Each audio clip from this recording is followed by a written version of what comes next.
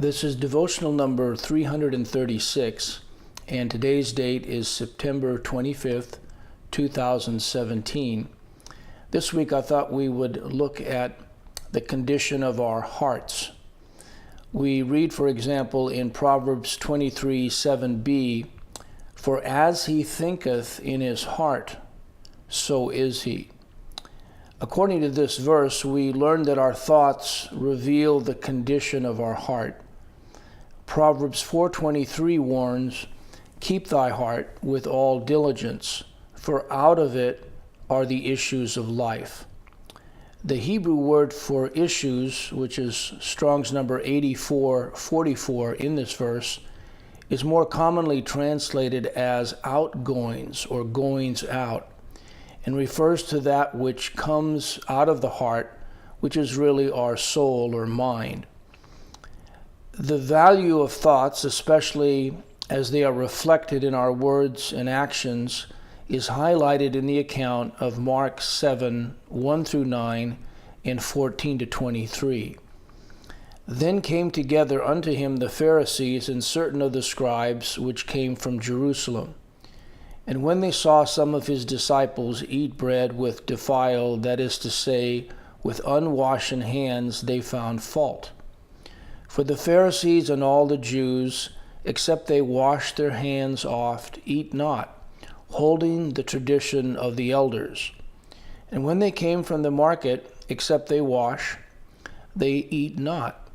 And many other things there be which they have received to hold, as the washing of cups and pots, brazen vessels, and of tables. Then the Pharisees and scribes asked him, Why walk not thy disciples according to the tradition of the elders, but eat bread with unwashen hands? He answered and said unto them, Well hath Esaias prophesied of you hypocrites, as it is written, This people honoreth me with their lips, but their heart is far from me. Howbeit in vain do they worship me, teaching for doctrines the commandments of men. For laying aside the commandment of God, ye hold the tradition of men, as the washing of pots and cups, and many other such like things ye do. And he said unto them, Full well ye reject the commandment of God, that ye may keep your own tradition. And when he had called all the people unto him, he said unto them, Hearken unto me, every one of you, and understand, there is nothing from without a man that entering into him can defile him, but the things which come out of him, those are they that defile the man. If any man have ears to hear, let him hear. And when he was entered into the house from the people, his disciples asked him concerning the parable.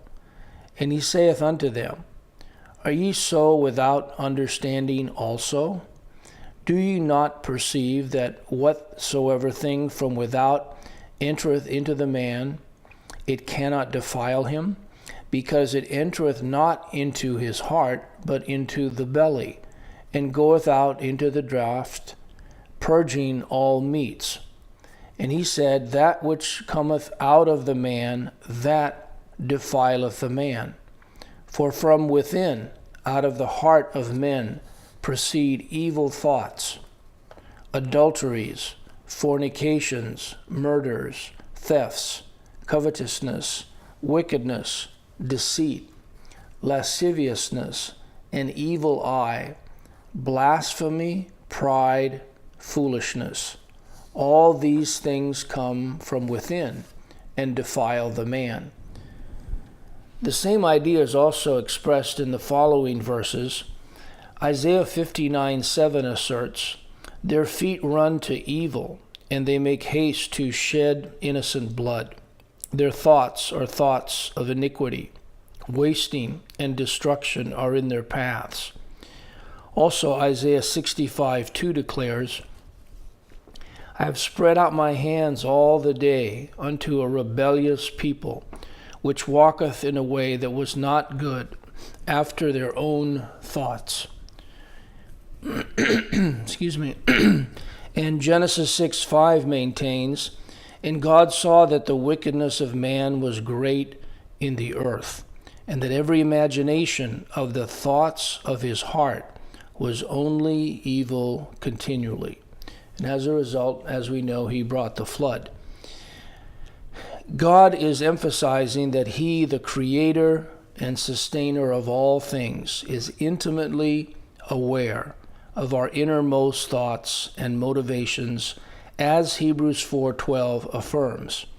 "For the word of God is quick," or living, "and powerful, and sharper than any two-edged sword, piercing even to the dividing asunder of soul and spirit, and of the joints and marrow, and is a discerner of the thoughts and intents of the heart."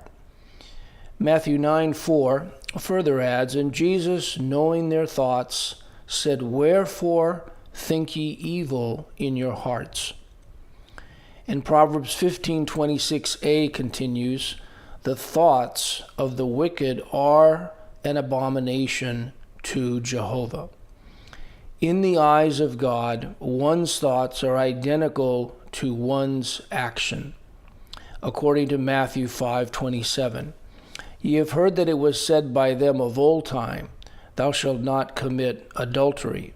But I say unto you that whosoever looketh on a woman to lust after her hath committed adultery with her already in his heart." And James 2:10 further explains, "For whosoever shall keep the whole law and yet offend in one point, he is guilty of all."